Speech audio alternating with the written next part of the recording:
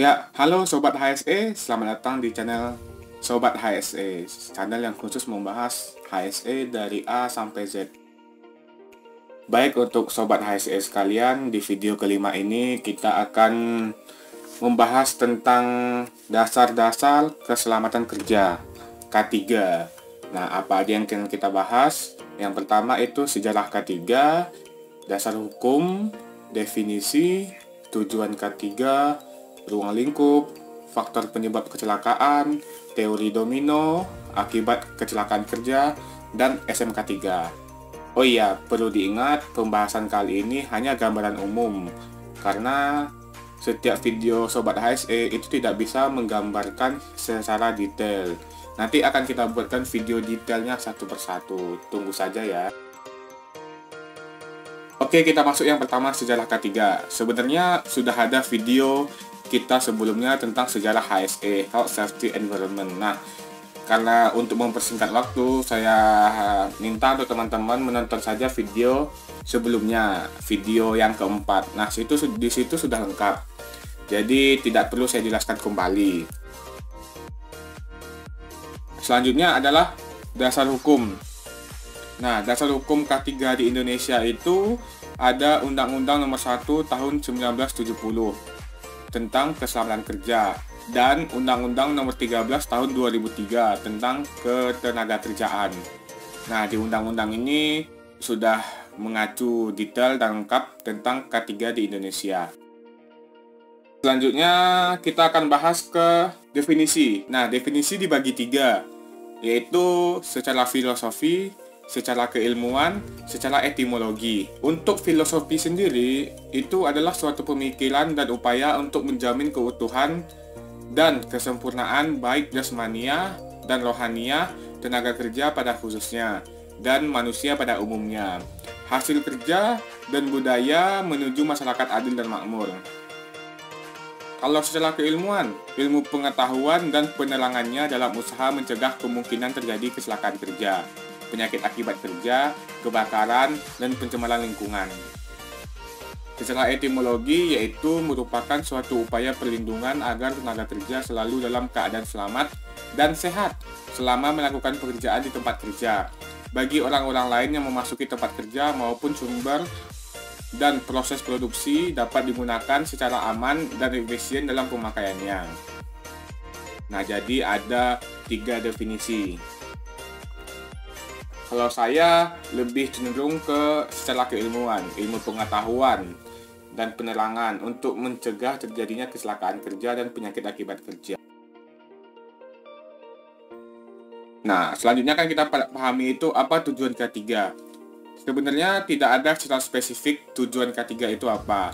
Yang pasti tujuan K3 itu mencegah terjadinya kecelakaan kerja dan penyakit akibat kerja. Tapi jika kita ingin mendefinisikan kembali apa itu tujuan K3, maka dapat dibagi menjadi 5. Yang pertama itu melindungi keselamatan pekerja dalam melakukan pekerjaannya untuk kesejahteraan hidup dan meningkatkan produktivitas nasional.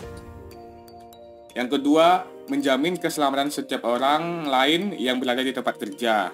Yang ketiga, sumber produksi terpelihara dan dipergunakan secara aman dan efisien. Yang keempat, sebagai alat untuk mencapai derajat kesehatan tenaga kerja yang setinggi-tingginya, baik buruh, petani, nelayan, pegawai negeri, atau pekerja-pekerja bebas. Dengan demikian, dimaksudkan untuk kesejahteraan tenaga kerja. Yang terakhir, sebagai alat untuk meningkatkan produksi yang berlandaskan kepada meningginya efisiensi dan daya produktivitas faktor manusia dalam produksi. Selanjutnya, kita akan mempelajari apa itu ruang lingkup. Ruang lingkup K3 itu di Undang-Undang Nomor 1 Tahun 1970 itu sudah lengkap. Tapi kita tidak akan membahas detail karena situ sangat dibahas detail. Nah, untuk teman-teman ketahui secara dasar saja, ruang lingkup keselamatan kerja dalam segala tempat kerja baik di darat, baik di tanah, di permukaan air, di dalam air, maupun di udara yang berada dalam wilayah kekuasaan hukum Indonesia. Nah, jadi pokoknya jika ada kegiatan di sana, nah itu pasti harus ada ketiganya. Kegiatan apapun, tidur pun itu harus ada ketiganya. Nah, selanjutnya ada faktor penyebab kecelakaan. Kejadian kecelakaan kerja dipengaruhi oleh berbagai faktor penyebab di dalam usaha produksi. Dalam melibatkan tenaga kerja, mesin, dan peralatan, bahan-bahan yang digunakan berinteraksi satu sama lain dalam bentuk proses produksi. Interaksi ketiga faktor tersebut akan dipengaruhi tingkat keselamatan, kesehatan, dan lingkungan kerja. Dalam hal ini, berdampak pada kecelakaan kerja, penyakit akibat kerja, kebakaran, peledakan, maupun pencemaran lingkungan kerja. Nah, teman-teman bisa memahami maksud dari gambar ini. Jadi, semuanya saling berintegrasi.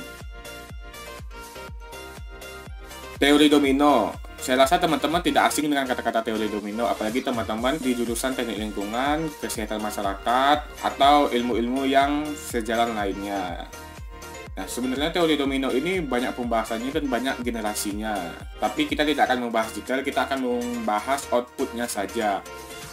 Yang pertama itu, terjadinya kecelakaan kerja itu adanya teori lemahnya kontrol. Selanjutnya ada sebab dasar, ada penyebab langsung, ada insiden, dan ada kerugian.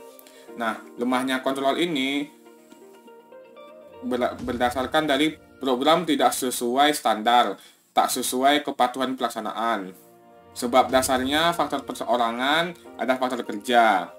Penyebab langsungnya itu ada perbuatan tak aman dan kondisi tak aman. Insiden itu kejadian, kontak dengan energi atau bahan zat. Kerugian, kecelakaan, kerusakan yang tidak diharapkan.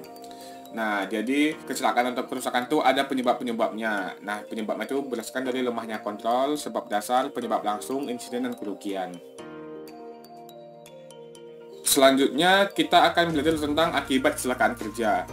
Nah, bagi teman-teman yang awam, jadi kecelakaan kerja itu ibarat gunung es.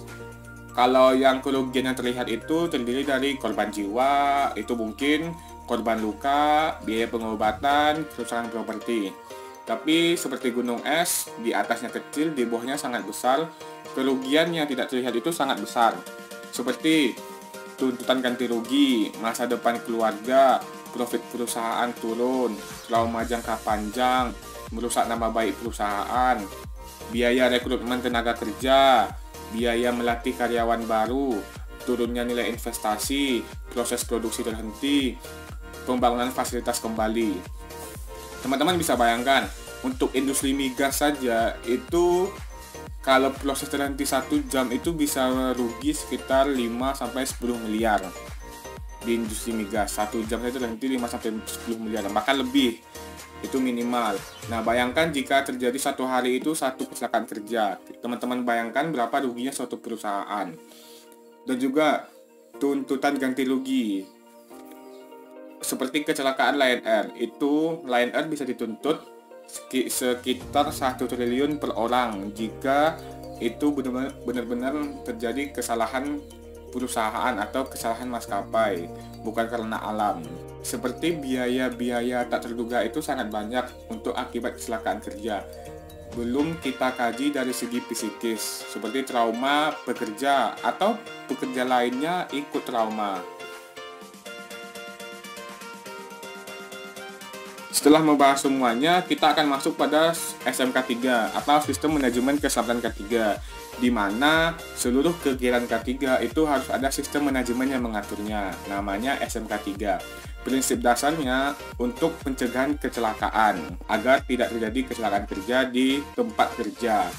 Nah, mungkin kegiatannya ada banyak, saya beri salah beberapa contoh.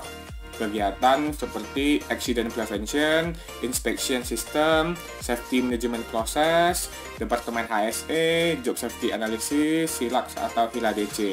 Sistem manajemen K3 ini terintegrasi dalam sistem manajemen perusahaan. Jadi nanti akan kita bahas secara detail, karena jika kita bahas di sini videonya akan panjang dan kalian tidak akan menontonnya.